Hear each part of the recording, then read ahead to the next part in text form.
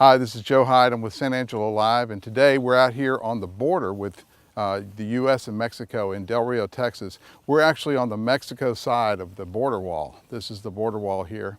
And we came down here to investigate the crisis that we're currently having with illegal immigration on our border. We're part of the Del Rio sector of the U.S. Border Patrol, or the Customs and Border Protection.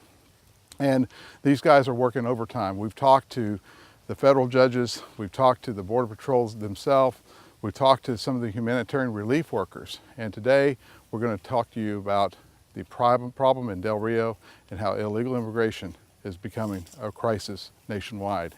And this is what happens with the border fence.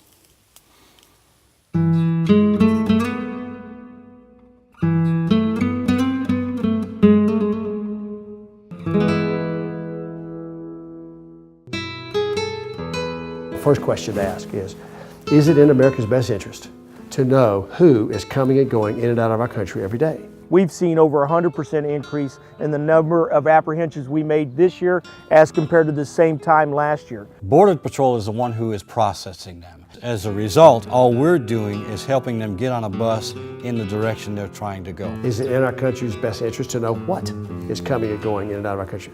The answer is yes. So if you're answering yes to those, then why not put the right resources, tools, number of people, and yes, infrastructure at the border?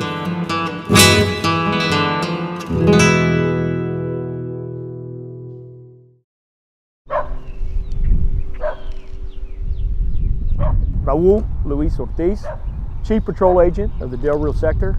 I've been working for the Border Patrol for 28 years, all across the entire southwest border from San Diego, California to the mouth of the Rio Grande. Every sector except for one, Big Bend sector in the Marfa area, has seen an increase. Certainly the folks that we encounter recognize that we have gaps. I don't know that they understand the entire immigration system as well as we do, but they certainly understand the loopholes and the gaps in the immigration system and how they can take advantage of it. There's a Stripe station on Veterans Boulevard in Del Rio. Every day about 2 or 3 o'clock in the afternoon, Border Patrol drives up there and dumps off a whole bunch of people who are illegal in this country with asylum court dates sometime in the next 12 to 24 months. And then they're told they're free to go anywhere in the United States. Yep. So is there anything in Congress we're doing to change those asylum rules, I guess? Not right now.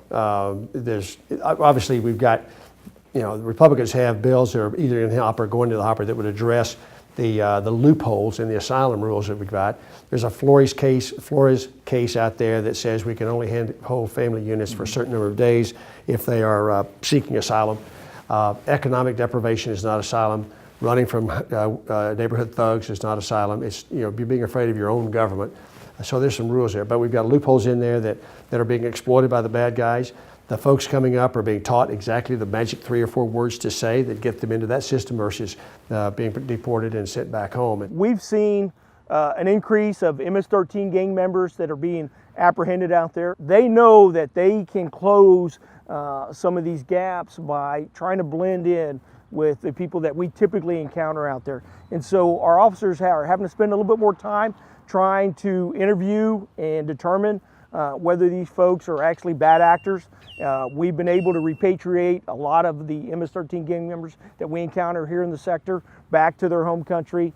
Unfortunately, there are some that do slip through. My name is Jim Wilson. I'm a pastor of Esperanza First Church here in Del Rio. I'm also the Director of Operations for the Coalition. Families that we had on Good Friday, it was 3 families. One was a mom with a 7-year-old and a 9-month-old child. The other one was a dad who had 2 teenage sons with him. And the third family was a man, looked like he was probably in his 20s, and he had about an 18-month-old child with him.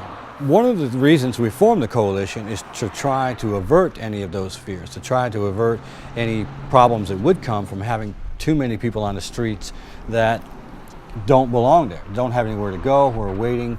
The more people you have just hanging around, the more likely you are to have some trouble. So we're trying to basically do this as kind of a in the background silent partner with the community to just keep people moving so that the community doesn't have to deal with those fears. My name is Roland Garza. I am the Valverde County Emergency Management Coordinator, to the office of the county judge, Mr. Lewis Owens. We were told we could anticipate anywhere between 100 and 150 family units, individuals. At this point, we haven't seen that number. We've seen, I think, the most in one day, maybe 15 to 20 in one day. But the biggest issue is that a few years ago, the Greyhound bus system closed down their transit center here, and the amount of buses and the size of the buses decreased significantly. So consequently, because of that, we don't have the mode of transportation as maybe, say, an Eagle Pass does right now with respect to the bus lines, or San Antonio, or even San Angelo. Because generally what happens, if the Border Patrol is able to, they will call somebody from the coalition. They'll let us know that they're about to drop 7 people or 8 or 10 or whatever it is. They will take them to Stripes because that's where the bus stop is. And then they will call us to let us know they're there. And then we will go and make sure that they are able to communicate, to get their funding if they're trying to get a MoneyGram, to get their bus tickets if that's what they want, or to provide them with maybe a phone call so they can get someone to mail them or email them a ticket. As far as a shelter, no. Shelters for homeless individuals with nowhere to go. These are not homeless people with nowhere to go. They know where they're going. These individuals have a place to go. This is just basically an overnight accommodation for them, waiting a bus ticket so that they can leave. But many of them have made it to this point and they want to fulfill their journey. Unfortunately, they've got to follow a legal process, and that's beyond our control.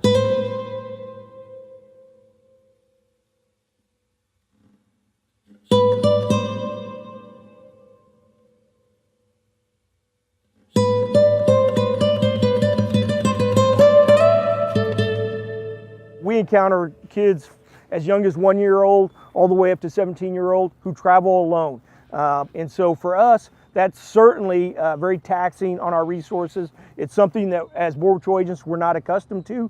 And so we've had to set up an entire enterprise just to deal with unaccompanied children. In this sector alone, we've apprehended over 1,500 unaccompanied children.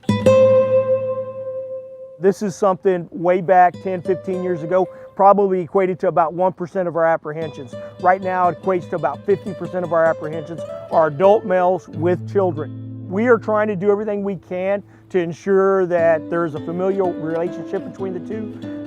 We are looking at potentially doing some DNA testing. We don't need to be harsh and mean and hateful and ugly. We just have to be firm. This policy is in our best interest, we'll do it. This policy is not in our best interest, we won't do it. On the political side of it, people are definitely concerned. Politics, you always have left, right, you have two different sides of every opinion. Even in the churches, I know pastors, including myself, have heard comments from congregants who are like, what are you doing? Are you sure this is what we should be involved in? Congress has to fix that. The president can't executive order that into being fixed. That has to be Congress's fix. And I don't sense a lot of movement by my Democrat colleagues who are in charge in the House making that happen. We have bills, and the Republicans have put up things to fix that, but no movement yet. But we take it back to the Christian mandate of loving your neighbor, and that these folks, because they're here and need help, are human beings who are neighbors who need help. And so most of the time, once we explain it to people, they're fine with it.